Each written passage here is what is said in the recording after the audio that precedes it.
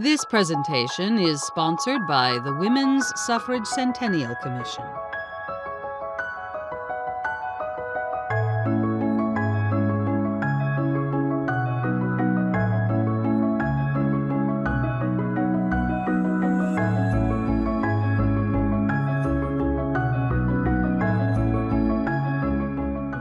Hi, I'm Veronica Chambers, and I'm the author, along with several other New York Times journalists, of a book called Finish the Fight. I come to you from Hoboken, New Jersey, and I'm in my apartment, and I'd love to tell you about the book. Finish the Fight is a story of the brave and revolutionary women who fought for the right to vote. When I was growing up, I studied women's history, but I actually didn't learn a lot about suffrage.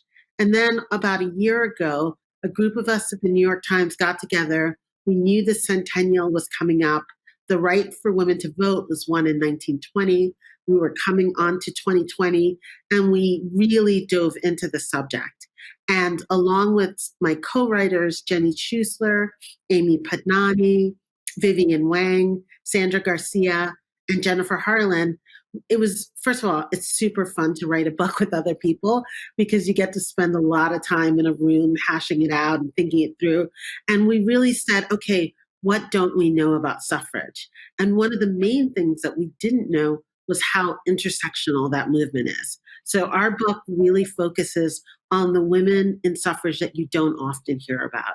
We are often taught about Susan B. Anthony and Elizabeth Cady Stanton, and sometimes we hear about Alice Paul, but we really wanted to talk about women like Mary Church Terrell and women that are thought of as race women like Ida B. Wells Barnett, but who were really integral to the suffrage story. We also really, really wanted to center the narrative of Native American women into this story, partly because, as one of the scholars that we interviewed said, you know, women have had the vote in the United States for 100 years, but Haudenosaunee women, which is a nation in the Native American tribe system, they have had political power for 1,000 years. So we wrote about women like Sitka Lasaw, who were so powerful. So, and we wrote about Asian women and Latinx women, queer women, straight women.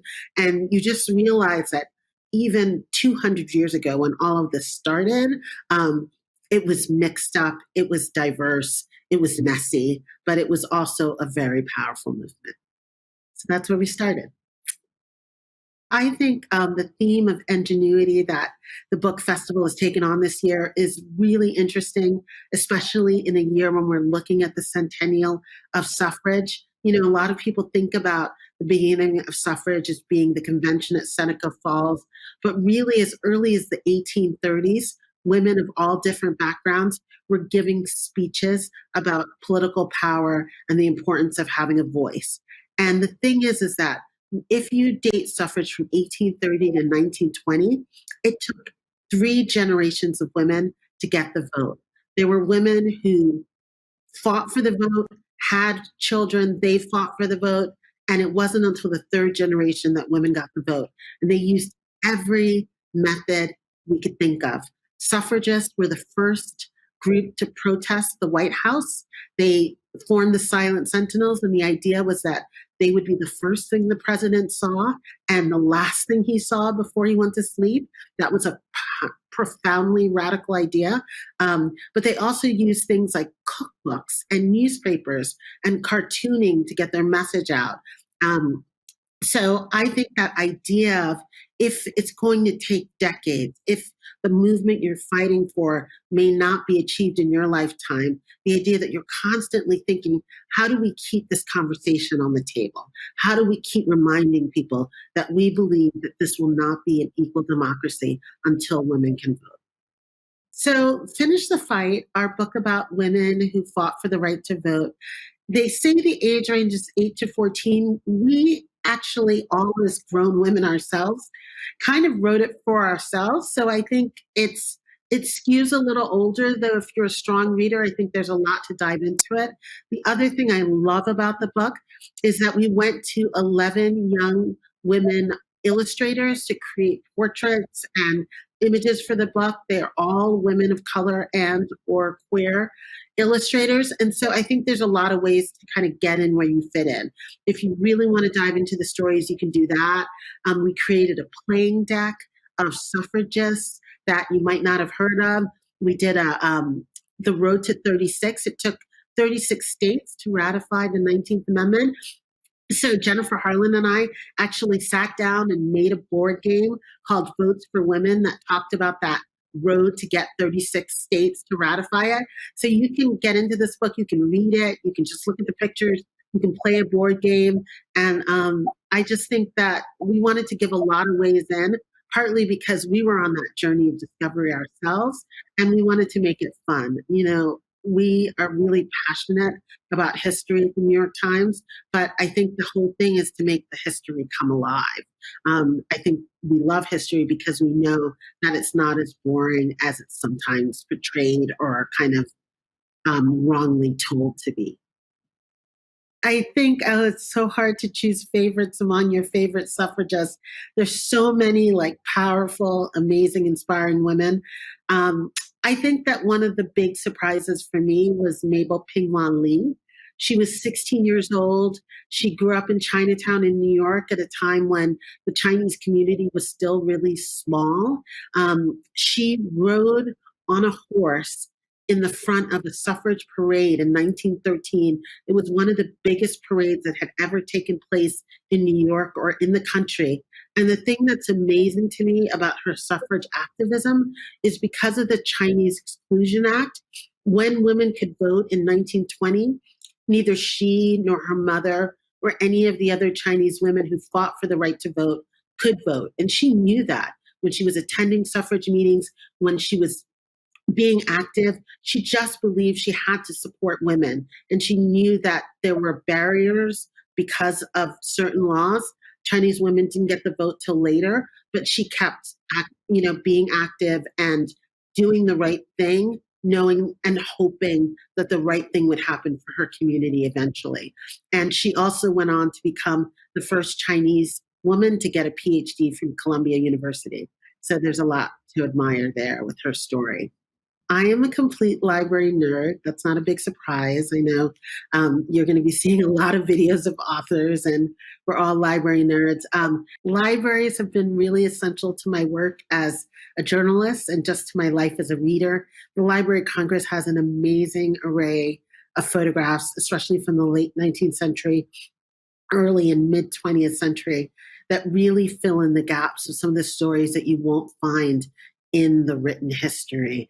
One of the things that we looked at for our book for suffrage and for our overall coverage of suffrage at the New York Times was really looking for the story of women of color and voting. And a lot of that history was repressed, actually. So when you find, I don't know if it's a Library of Congress photo, but it is a library photo.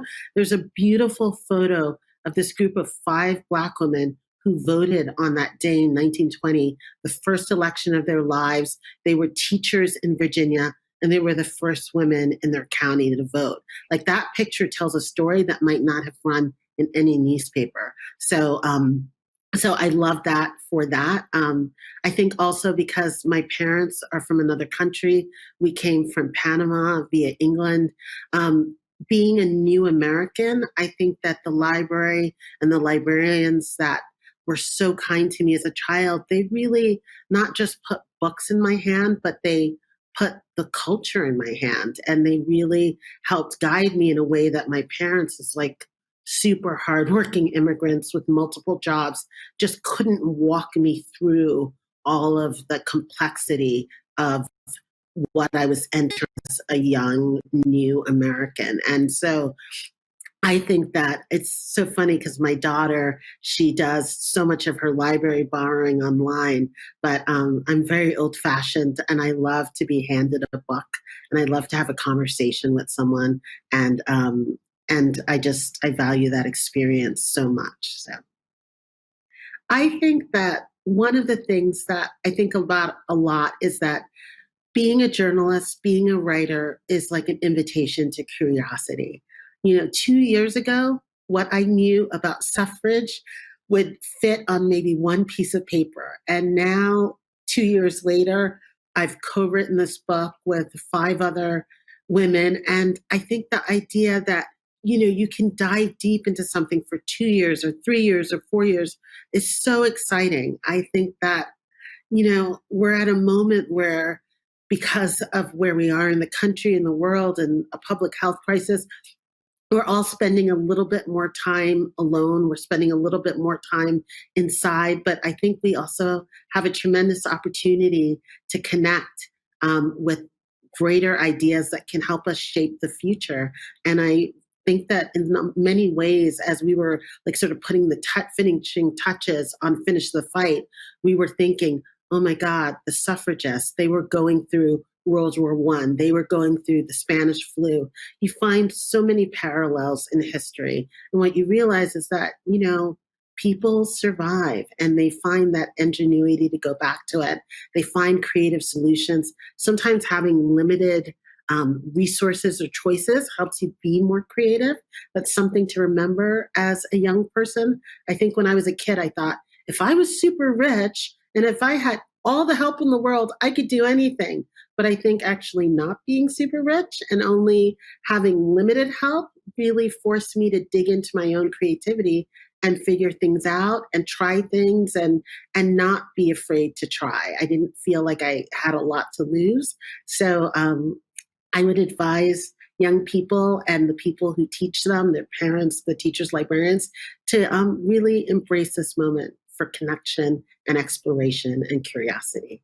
Thank you so much for having us, me and my co-authors, as part of this festival.